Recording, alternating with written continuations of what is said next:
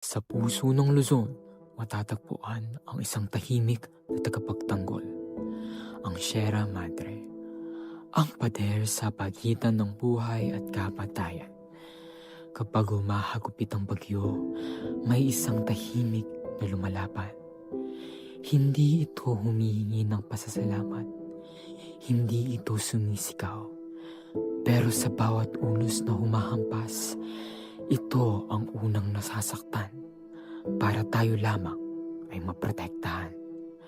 Ngunit habang pinipilin nating manahimik, ang mga puno ay pinapatay, ang mga bundok ay winawasak, at ang ating panangga ay unti-unti nang pinapatumba.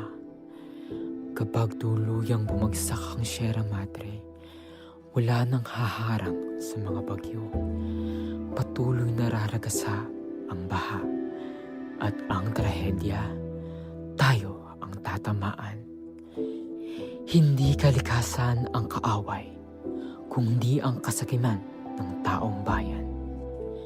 Pinoprotektahan tayo ng Sierra Madre. Ngayon, tayo naman ang magprotekta sa kanya.